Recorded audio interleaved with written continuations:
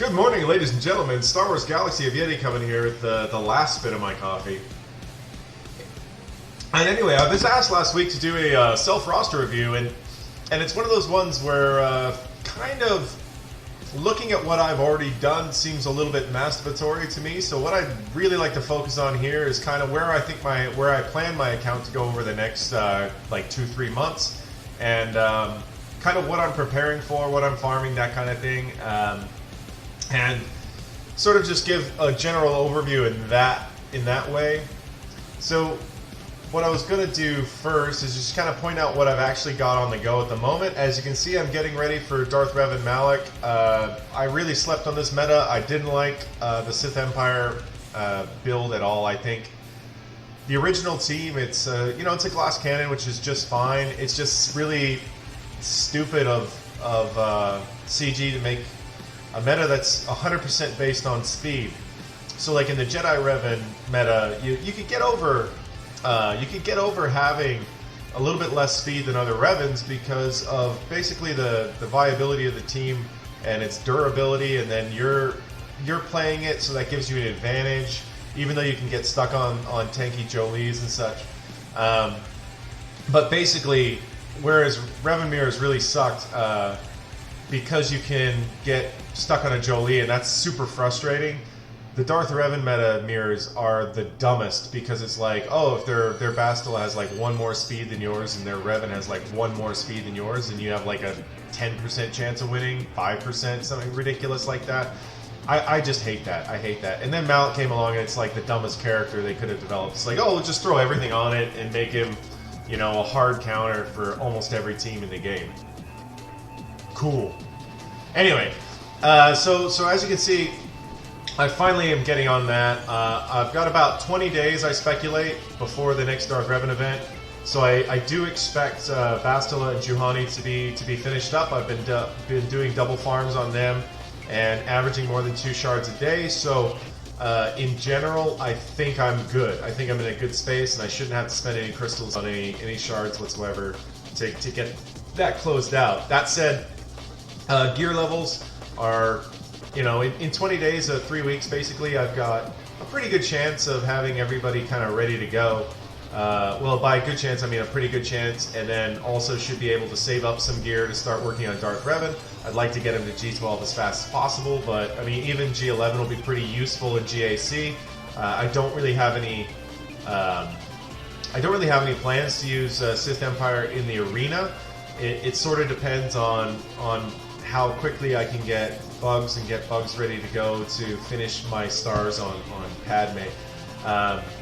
But if I did, I'd probably just run something like the Thrawn variant, and I'd probably use Geo Brood Alpha as the 5th. I think that's a really solid build for an arena team, and there's a guy in my shard that used that to pretty devastating effects, and he was getting through like some of the tougher Malaks in the shard. So that gives me a little bit of like, oh, I could probably go that route and work just fine until Malak shows up. Like that said, when you look at Sith Empire, which is kind of, I know it's late, and I'm like three events shy. I've got Sith Trooper nearly done. I'd like to have him done for my Treya trio more than anything. But it would be a nice option to have another tank with Sith synergy. I'm finding that there's a little bit of general lack of tanks, and the ones that are around are usually a kind of a harder farm, which is really annoying. So yeah, getting Sith Trooper up's an idea. I would like to get Sith Marauder up as well, as I think he's a fantastic character. And he's got a great ship, just like Sith Assassin, but those are kind of like further down the line, and I don't expect that to be done anytime soon, really. And it's like moving on to the kind of the next thing, because in December I expect both, even though it's only 5 stars, I expect to have Padme geared to G11, G11 5.6, or whatever I can get on her by the end of December, and I expect to have Darth Revan, Karen, and HK to G12 by the end of December as well. So with that, I'll have a really strong another team, so that'll give me 2 more meta teams for January's GAC, which is a really nice boost. I can run Padme with a C-3PO or R2, whichever. Usually my CLS runs as a trio, so I can basically plan more towards that, I think. And Ahsoka Tano's ready to go. Like I was saying, Padme's only 5 stars. I did the Asajj solo to get her last time she came, so I've had her sitting here without gear for like 3.5 months, which sucks. But I just didn't have any space for it really. So that's a little bit of an issue. So what I was planning to do, what I generally do in a roster review anyway, is I look at the mods and stuff. I put a lot of hard work into the mods. I've got like 11 plus 20s. I've got a couple of 19s waiting for 6E. That'll push that again. So I've got 11 now. I should have about 14 when those 6Es hit. And at my GP level, that's pretty disgusting. I found that I've outmodded every opponent I've had except for one. And that guy obviously was spending a fair amount. He had this was back when like G13 first dropped, and then like the first GAC after G13 landed, he had full G13 on the trio anyway, HK, Bastila, and Darth Revan. So he's obviously put a lot of work in that. Anyway, moving back towards what I was going for. So Padme and Darth Revan are really my next big focuses. I've been actively farming for the clones. As you can see, Rex is basically done. Fives is basically done. Echo is the only one that's lacking shards. With that in mind, I've also been I've done some work on Geo Brood Alpha. I do plan to finish this out. I will use the Geos to get Padme. So the next gear after Padme and Ahsoka, it's going to be bugs, and I'm going to have to get the bugs to a decent level. Probably G10, G11 to make sure I can get through that Padme event, get those 7 stars for Padme next time she shows up.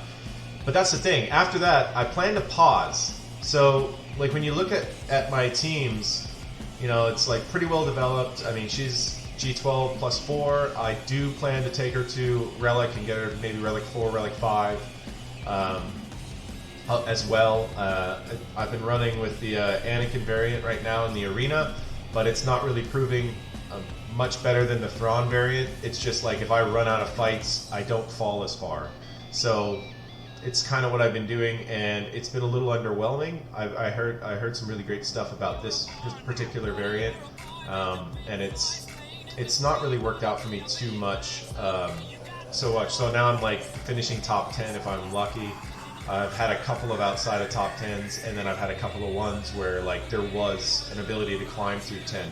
So that's really frustrating. The squad arena's been having me screaming. Specifically Thrawn. Thrawn is a hard counter to the JKR variant. So whenever, I'm trying to climb through all these Relic Malaks, and there'll be one that doesn't have a Relic, and I can one-shot that Malak. So of course I go for that team, but they've also got Thrawn. And sometimes Thrawn will just do the one thing that I can't have him do. And I mean, it can not happen, and I can just climb right through with one hit and it's no problem. And then of course it can just go spectacularly bad, and I'll have 3 or 4 fights in a row where he does the one thing that's going to screw up my attack and cause a loss. And that's been going on for quite a while. So anyway, getting back on track here. But yeah, my original plan when I started gearing up for GAC was to kind of bring teams to G10, G11, try to get as many into G11 as possible, and then move on to the more important teams to add extra gear levels. But now it's come to the point where I really need to start bringing all these 11s to 12. So between 2 million and 2.5 million, I plan after bugs to not gear up any other teams and just focus my gearing on getting G12 on all the important characters at the very least, but for the most part, trying to get all of these teams to G12. And once that happens, I can start thinking about gearing another team with probably something like General Grievous, or the clones. So those are two that are down the line. I do plan on gearing up. You know, that said, I've got some gear that needs to go on pilots. My Akbar is still at G9, and that's just not good enough. My Biggs really needs to be G12. He's only G11 right now. I wouldn't mind taking Wedge to G12 as well, because he hits pretty well, but you know, he kind of needs a little bit of extra durability and a little bit of extra damage to really start making a better difference. But that's sort of where I am squad-wise. As you can see, like the starring for Scion and Nihilus is active. Like, I am doing it. That's something that I'm just kind of taking my time. Once I get them to 6 stars, you know, it'll relieve some of the pressures. They'll get a little bit more durability. I'd really like to get Scion to G12 as fast as possible. So if it starts becoming an issue, I might start doing refreshes on Scion, trying to get him go faster. That's basically where I'm at with that. Like I said, there's a lot of G11s that need to be bumped up to 12. Looking at ships, my Rebel fleet is okay. It's not brilliant. It's still hitting 1 every day, so that's good. That's keeping my crystal income coming. I've got 2 underpowered ships. I don't actually bring ghosts to the party, and these. It's one of those I need to actively get Cassian's U-wing better. I'm starting to struggle on the relic 7-star Falcons and such, where they're just too tanky, and I need that crit. I need to get a relic on Chewie to keep this team viable, and Biggs absolutely needs to be G12 at least. So these are things that need to happen. I'm not sure how much work I want to do on Phantom. I should probably try to get this star here for Sabine, but that's something I can get down the line. I do have plans to add hard node of First Order Stormtrooper, as I think he's really great, and I think that First Order team is underrated. So I'd really like to do some work on them and get them up to G12 and get the Zetas on that team and make it a viable team. Ships going forward, I've got a pretty good setup for the Negotiator, but depending on Malevolence, I might not bother. It just depends on the mechanics and how it works. I'm good with my Falcon fleet for another couple of months for sure in my shard, but eventually I'm going to need to make a change to one of the new cap ships, depending on how well the Negotiator does against the Malevolence and vice versa, and how well the Malevolence does against the Falcon.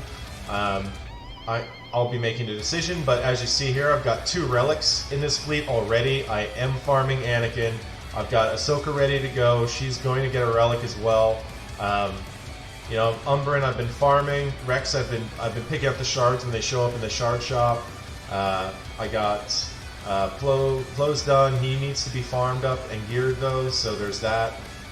Consular's sitting on a bunch of shards. He's definitely 7-star, and he could use some gear. Sarge has got 7 stars already. He's waiting for them to be upgraded, promoted. So all in all, I'm pretty close to this fleet. I definitely will have a Galactic Republic fleet, but it's just a question of whether it's going to be Mace or Kenobi at this point. Because the way that CG has set it up is you pick one or the other. And that's sort of what's happening with the Malik General Skywalker thing. It's like you pick one or the other. Which do you want? And with the costs that takes to get it from basically 5 stars to 7 stars, and we're talking a year's worth of currency for both, which is really, really awkward. That pretty much covers everything. I can't really think of anything that's really mandatory to talk about now. I mean, my Seps are all needing gear. I don't know why that just happened.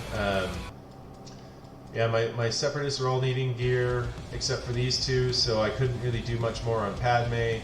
I've got Gunray's ready to go. Watt's got some shards, not much. I need to really get Watt going. He's actually absolutely valuable. You know, after I finish everything in Cantina, I will farm out these Sept droids. Droidica's almost done. B1 is almost done. There he is, Battle Droid. Sunfax ready to go. I've got Soldier and Spy need shards. I just haven't been getting them through the events, so I'm going to have to spend some Cantina time on that, along with Magna and B2. As soon as Grievous is around 80 out of 100, I might start gearing the team as a whole, bring them all to like 9, 10, bring Grievous up to 11, 5, and wait for him to drop, and then try to get him to G13 as fast as I can. Hopefully being able to drop all the relevant Zetas and getting the team ready to go. But anyway, yeah, that's about it. That's where I see the account going over the next couple of months. I'm looking forward to changing it up a bit. Squad Arena right now is so frustrating that I wish I could change it faster, but I don't think I can. But that said, if you liked the video, go ahead and like the video and subscribe. And if you didn't like the video, throw down a thumbs down. If you want a roster review of your own, you can join me on Discord. I'll put a link in the description. And you can come in and chat game or not game or whatever, just bullshit. And we've got a decently active little Discord server there if you're interested. Anyway, as always, have a good one.